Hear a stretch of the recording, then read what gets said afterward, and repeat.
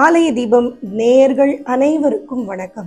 ஆலய தீபம் சேனல்ல நீங்க பார்த்து கொண்டிருக்கிறது ஜூலை மாதத்துல 12 ராசிகளுக்கும் எப்படி இருக்க போகிறது என்கின்ற ராசி பலனை. இந்த ராசி பலனை உங்களுக்காக வழங்க வந்திருக்கிறேன்.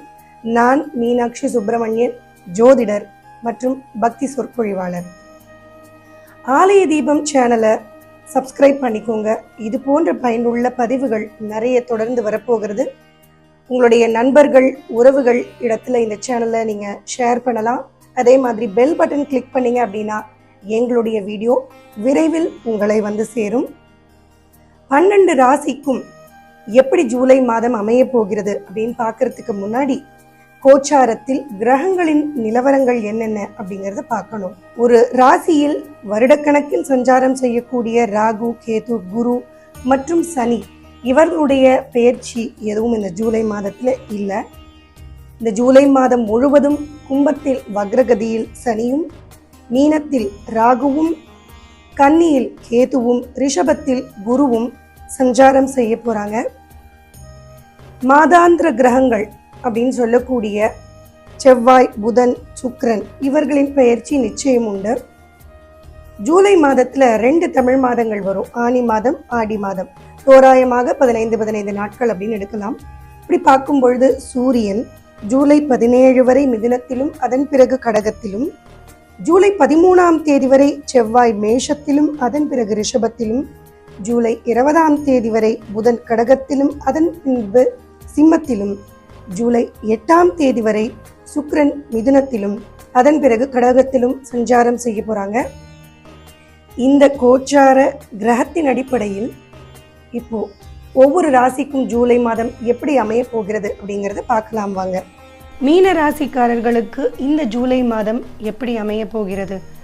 7.5 சனியில் உங்களுக்கு விரய சனி போய்கொண்டிருக்கக்கூடிய காலகட்டத்தில் இந்த சனியானவர் 12ஆம் இடத்திலேயே வக்ரகதியில் இருப்பது அப்படிங்கிறது உங்களுக்கு இந்த விரயத்தை சற்று கட்டுக்குள்ள கொண்டு வரக்கூடிய அமைப்பு. இதுவே உங்களுக்கு ஒரு பெரிய ஆறுதலான விஷயமாக இந்த ஜூலை மாதத்தில் இருக்க போகுது. ஆனால் அவரே 11ஆம் இடத்திற்கும் உங்களுக்கு அதிபதியாக இருக்கிறார். 11ஆம் இடத்திற்கு அதிபதியாக இருந்து 12ஆம் இடத்தில் அவர் வக்ரகதியில் இருக்கிறது அப்படிங்கிறது உங்களுடைய மூத்தவர்கள் மூலமாக சில தொந்தரவுகளை உங்களுக்கு ஏற்படுத்தி கொடுக்க வாய்ப்பு உண்டு. ஏதோ அவங்க உங்களுக்கு சப்போர்ட் பண்ணிட்டு இருந்தாங்க அப்படின்னா அதெல்லாம் கொஞ்சம் உங்களுக்கு குறைய ஆரம்பிக்கும். இந்த மாதத்தில் வேலை செய்கிற இடத்துலையும் சில தொந்தரவுகள், மேலதிகாரிகள்னால சில ப்ரெஷர் இருக்கிறது, வேலையில் அலைச்சல்கள் அதிகரிக்கிறது, இதுவும் இந்த வக்ர சனியினால் உங்களுக்கு ஏற்பட வாய்ப்புகள் உண்டு. உங்களுடைய ராசிநாதன் ராசிக்கு 3ஆம் இடத்தில் சஞ்சாரம் செய்து கொண்டிருக்கக்கூடிய காலம். இதுவும் உங்களுக்கு ஒரு உடல் உழைப்பை அதிகம் போட வேண்டிய சூழலை ஏற்படுத்தும். ஒரு வாட்டி செய்யக்கூடிய விஷயத்தையே நீங்கள் ஒரு 4-5 வாட்டி செஞ்சாதான் நடக்கிற மாதிரியான சூழல் இருக்கும். அதனால் அதிக உழைப்பை நீங்கள் இந்த மாதத்தில் போடக்கூடிய அமைப்பை வக்ரசனியும் 3ஆம் இடத்தில் இருக்கக்கூடிய குருவும் உங்களுக்கு தர வாய்ப்புகள் உண்டு. ஆனால் இதே 3ஆம் இடத்துல இருக்கக்கூடிய குரு பகவான் தான் உங்களுக்கு தன்னம்பிக்கையையும் விடாமுயற்சியையும் கொடுக்க போகிறார். எத்தனை முறை தோல்வியை சந்தித்தாலும் துவண்டு போகாமல் மீண்டும் முயற்சிக்கும் குணத்தையும் இந்த 3ஆம் இடத்தில் இருக்கக்கூடிய குரு பகவான் உங்களுக்கு தரப்போகிறார். 2ஆம் இடத்தில் இந்த மாதத்தின் முற்பகுதியில் 2ஆம் அதிபதி ஆட்சி பலத்தோடு இருக்கிறது உங்களுக்கு பெரும் பலமாக இருக்கும். பணப்புழக்கம் நன்றாக இருக்கும். செலவும் குறைந்து பணப்புழக்கமும் நன்றாக இருக்கும் பொழுது உங்களுடைய பிரச்சனைகளை நீங்கள் சார்ட் அவுட் பண்ணுவீங்க. பண விஷயத்தில் இருக்கக்கூடிய பிரச்சனைகளை தீர்த்து கொள்ளக்கூடிய மாதமாக இந்த ஜூலை மாதத்தின் முற்பகுதி உங்களுக்கு அமைய போகுது. அதே நேரத்தில் குடும்பத்தில் இருக்கக்கூடிய பிரச்சனைகளும் ஓரளவுக்கு தீரும். மனம் விட்டு ஒருவருக்கொருவர் பேசிக்கொள்ளக்கூடிய அமைப்பை கொடுக்கும். உங்களுடைய வார்த்தையில் ஒரு தெளிவை கொடுக்கும். இதுதான் எனக்கு வேணும், இது எனக்கு வேண்டாம், இதுதான் கரெக்டு அப்படின்னு நீங்கள் பேசக்கூடிய அந்த தெளிவு உங்களுடைய வார்த்தையில் இருக்கும். உங்களுடைய 2ஆம் அதிபதி செவ்வாயாக இருந்து அங்கே ஆட்சி பலம் பெறறதுனால கோபத்தில் வார்த்தைகளை விடுவதை மட்டும் நீங்கள் கவனமாக பார்த்து கொள்ளணும். சட்டுன்னு கோபம் வந்துடும். கோபம் வரும்போது ஏதோ ஒரு சில வார்த்தைகள் பேசுவீங்க, அதனால் தொந்தரவுகள் பிரச்சனைகள் வரலாம். அதனால் பேச்சில் தெளிவு இருக்கா மாதிரி கோபம் வரும்பொழுது மௌனம் சாதிப்பது அப்படிங்கிறதையும் நீங்கள் செய்தீங்க அப்படின்னா அற்புதமாக உங்களுக்கு இந்த மாதத்தின் முற்பகுதி அமைய வாய்ப்புகள் உண்டு. உங்களுடைய ஆரோக்கியத்தில் மட்டும் கொஞ்சம் கவனம் அதிகமாக வைத்துக்கொள்ளுங்க. உங்களுடைய ஆரோக்கியத்திற்கு எதிராக இருக்கக்கூடிய விஷயங்களை செய்வது, உணவு உட்கொள்ளும் பொழுது உங்களுக்கு தேவையில்லாத உணவுகளை உட்கொள்வது, இந்த மாதிரி விஷயங்களை தவிர்த்து கொள்ளணும். அலைச்சல்கள் இருந்தாலும் அதற்கு நடுவில் ஓய்வு எடுத்துக்கொள்வது எப்படி அப்படிங்கிறதையும் நீங்கள் சிந்தித்து செயல்பட வேண்டியது இந்த மாதத்தில் மிக மிக அவசியம்.